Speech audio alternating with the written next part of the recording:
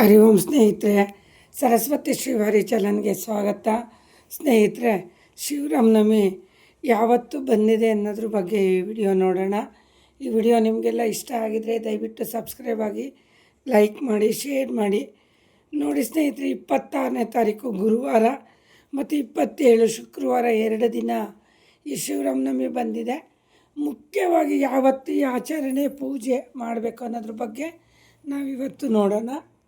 ನವಮಿ ಬಂದು ಶುಕ್ರವಾರ ಇರೋದು, ಆದರೆ 26ನೇ ತಾರೀಕು ನೋಡಿ ಸ್ನೇಹಿತರೆ, ಗುರುವಾರ ಮಧ್ಯಾಹ್ನ ಅಂದರೆ ಬೆಳಿಗ್ಗೆ 10 ಗಂಟೆ 11 ನಿಮಿಷಕ್ಕೆ ಈ ನವಮಿ ಪ್ರಾರಂಭ ಆಗುತ್ತೆ.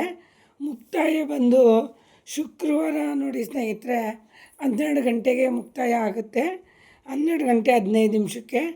ಹಂಗಾಗಿ ನವಮಿ ಪೂರ್ತಿ ಸಿಗೋದು 26ನೇ ತಾರೀಕು 11 ಗಂಟೆಯಿಂದ ಹಿಡಿದು ಬೆಳಗ್ಗೆ ತಕ್ಕನ ಸಿಗುತ್ತೆ. ಆದರೆ ಸೂರ್ಯೋದಯ ಮುಖ್ಯವಾಗಿ ಸೂರ್ಯೋದಯನ ತಗೊಳ್ಳೋದ್ರಿಂದ, ಸೂರ್ಯೋದಯ ನಮಗೆ ಶುಕ್ರವಾರ ಬೆಳಗ್ಗೆ ಸಿಗೋದ್ರಿಂದ ಆ ಶಿವರಾಮನವಮಿನ ಆಚರಣೆನ ಶುಕ್ರವಾರ ನವಮಿ ಬಂದಿದೆ.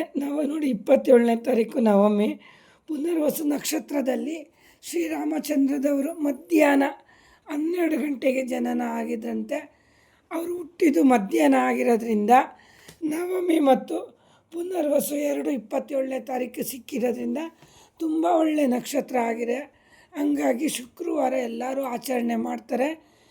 ಗುರುವಾರ ಮಾಡೋರು ಸಹ ಮಾಡ್ಕೋಬೋದು, ಆದರೆ ಎಲ್ಲ ಕಡೆಯೂ ಶುಕ್ರವಾರ ಏನು ಶ್ರೀರಾಮಚಂದ್ರ ಅವರು ಜನಿಸಿದಂತಹ ಮಧ್ಯಾಹ್ನ ಟೈಮು ನಮಗೆ ನವಮಿ ಹಾಗೂ ಪುನರ್ವಸು ನಕ್ಷತ್ರ ಸಿಕ್ಕಿರೋದ್ರಿಂದ ಶುಕ್ರವಾರನೇ ಆಚರಣೆ ಮಾಡ್ತಾರೆ. ಸ್ನೇಹಿತರೆ ನೋಡಿ, ಧರ್ಮವನ್ನು ರೂಪಿಸಲೆಂದೇ ಅವತರಿಸಿದ ವಿಷ್ಣುವಿನ 7ನೇ ಅವತಾರವಾಗಿರುವಂತಹ ಶ್ರೀರಾಮಚಂದ್ರನವರು ಏನು ಒಂದು ನವಮಿ ಪುನರ್ವಸು ನಕ್ಷತ್ರದಲ್ಲಿ ಅವರು ಮಧ್ಯಾಹ್ನ ಜನಿಸಿದ್ರಂತೆ.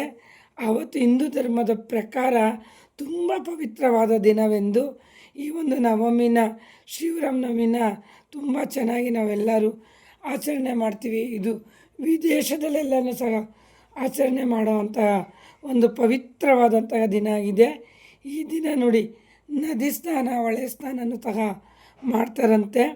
ಮತ್ತು ಮುಖ್ಯವಾಗಿ 14 ವರ್ಷ ವನವಾಸ ಮುಗಿಸ್ಕೊಂಡು ಸೀತೆ ಜೊತೆ ಅಯೋಧ್ಯೆಗೆ ಬಂದಾಗ ಅಯೋಧ್ಯೆಯಲ್ಲಿ ಪಟ್ಟಾಭಿಷೇಕ ಮಾಡಿದಂತಹ ಪುಣ್ಯ ದಿನ ಆಗಿದೆಯಂತೆ.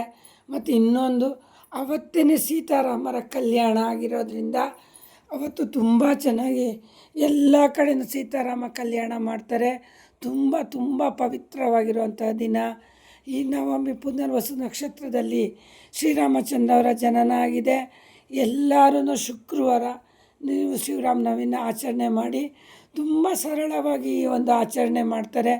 ಒಂದು ನೀರು ಮಜ್ಜಿಗೆ, ಪಾನಕ, ಹೆಸರುಬೇಳೆ ಮಾಡೋದ್ರಿಂದ ಈ ಆಚರಣೆನ ಮಾಡ್ತಾ ಬಂದಿದ್ದಾರೆ. ಸ್ನೇಹಿತರೆ ನೋಡಿ, ಅವರು ವನವಾಸದಲ್ಲಿದ್ದಾಗ ಅವ್ರಿಗೆ ರಾಜಭೋಗದ ಊಟ, ರಾಜಮಂತ್ರದ ಒಂದು ಆಹಾರ ಸಿಗ್ತಿರಲಿಲ್ಲ. ಹಂಗಾಗಿ ಅವರು ಒಂದು ಹೆಸರುಬೇಳೆ, ನೀರು ಮಜ್ಜಿಗೆ ಈ ಥರದಲ್ಲಿ ಅವರು ಜೀವನ ಮಾಡ್ತಾಯಿದ್ರಂತೆ.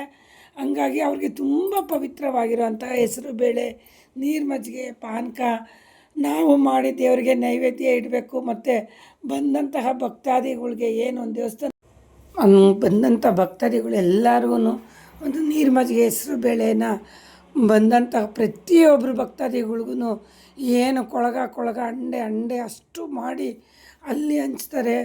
ಹಂಗಾಗಿ ಈ ಪ್ರಸಾದ ತುಂಬ ಪವಿತ್ರವಾಗಿರೋದು.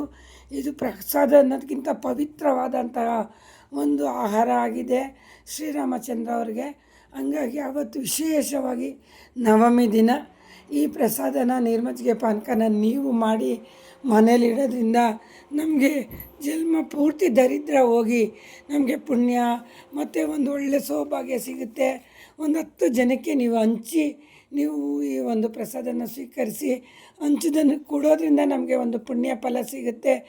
ಕೆಲವು ಕಡೆ ನೋಡಿ, ಒಬ್ಬೊಬ್ಬರೇ ಮನೇಲಿ ಮಾಡೋಕ್ಕಾಗ್ದಿದ್ರೂ ಒಂದು 10 ಜನ 20 ಜನ ಎಲ್ಲರೂ ಹಿಂಗೆ ಸೇರಿಕೊಂಡು ಕೊಳಗ ಗಂಟಲೆ ಮಾಡಿ ಬಂದಂಥ ಭಕ್ತಾದಿಗಳಿಗೆಲ್ಲರಿಗೂ ಶ್ರೀರಾಮನವಮಿ ದಿನ ಈ ಒಂದು ಪ್ರಸಾದನ ಹಂಚ್ತಾರೆ. ಮನೆಯಲ್ಲೂ ನೀವು ಸರಳವಾಗಿ ಒಂದು ಪೂಜೆ ಮಾಡಿಕೊಂಡು ಒಂದು ಫೋಟೋ ಇಟ್ಟು, ಫೋಟೋ ಮುಂದೆ ಮರಿದಂಗೆ ಈ ನೈವೇದ್ಯನ ಇಟ್ಟು ನೀವೊಂದು ಪೂಜೆ ಮಾಡ್ಕೊಳ್ಳಿ. ತುಂಬಾ ಚೆನ್ನಾಗಿರುತ್ತೆ, ತುಂಬ ಒಳ್ಳೆಯದಾಗುತ್ತೆ. ಶಿವರಾಮನವಮಿನ ಇಡೀ ಪ್ರಪಂಚದಾದ್ಯಂತ ದೇಶಾದ್ಯಂತ ಈ ಸ್ವಾಮಿಯನ್ನು ಒಂದು ಆಚರಣೆ ಮಾಡ್ತಾರೆ. ಧರ್ಮವನ್ನು ಸ್ಥಾಪಿಸಲೆಂದೇ ವಿಷ್ಣುವಿನ ಅವತಾರವಾಗಿ ಜನನ ಬಂದಂತಹ ಶ್ರೀ ಮಹಾನ್ ವಿಷ್ಣುವರು ಜನಿಸಿದ ಪುಣ್ಯ ದಿನ ಈ ಒಂದು ನವಮಿ ಪುನರ್ವಸು ನಕ್ಷತ್ರದಲ್ಲಿ ಆಗಿದೆ. ಹಾಗಾಗಿ ಈ ನಕ್ಷತ್ರದಲ್ಲಿ ಹುಟ್ಟಂಥವ್ರು ಎಲ್ಲರಿಗೂ ಒಳ್ಳೆಯದಾಗಲಿ, ಭಕ್ತಾದಿಗಳಿಗೂ ಒಳ್ಳೆಯದಾಗಲಿ. ಮತ್ತು ಮುಖ್ಯವಾಗಿ ಮತ್ತು ಬೇಸಿಗೆಯಲ್ಲಿ ಈ ಪ್ರಸಾದನ ಚೈತ್ರ ಮಾಸ ಅಂದ್ರೇ ಬೇಸಿಗೆ ಆಗಿರುತ್ತೆ ಸ್ನೇಹಿತರೆ. ಆ ಬೇಸಿಗೆಯಲ್ಲಿ ಈ ಒಂದು ಪ್ರಸಾದ ಸ್ವೀಕರಿಸೋದ್ರಿಂದ ನೋಡಿ, ದೇಹಕ್ಕೆ, ಮನಸ್ಸಿಗೆ, ಆತ್ಮ ಎಲ್ಲ ಸಮತೋಲನವಾಗಿರುತ್ತಂತೆ. ಹಂಗಾಗಿ ಶಾಂತಿ ಧರ್ಮವನ್ನು ಪವಿತ್ರ ದಿನವಂದೇ ಇವತ್ತು ನಾವು ಅಯೋಧ್ಯೆಯಲ್ಲಿ, ಮುಖ್ಯವಾಗಿ ಅಯೋಧ್ಯೆಯಲ್ಲಿ ಭಾಳ ಚೆನ್ನಾಗಿ ಶ್ರೀರಾಮನವಮಿನ ಆಚರಣೆ ಮಾಡ್ತಾರೆ. ಎಲ್ಲರಿಗೂ ಒಳ್ಳೆಯದಾಗಲಿ ಸ್ನೇಹಿತರೆ. ಈ ವಿಡಿಯೋ ನಿಮಗೆಲ್ಲ ಇಷ್ಟ ಆಗಿದರೆ ದಯವಿಟ್ಟು ಸಬ್ಸ್ಕ್ರೈಬ್ ಮಾಡಿ, ಲೈಕ್ ಮಾಡಿ, ಶೇರ್ ಮಾಡಿ. 26ನೇ ತಾರೀಕು ಗುರುವಾರ ಇರೋದ್ರಿಂದ ಪ್ರತಿಯೊಬ್ಬರು ರಾಯರ ಮಠಕ್ಕೆ ಹೋಗಿ, ರಾಯರು ನೋಡಿ ಶ್ರೀರಾಮಚಂದ್ರನ ತುಂಬ ಅವರು ಆರಾಧನೆ ಮಾಡ್ತಾಯಿದ್ರಂತೆ.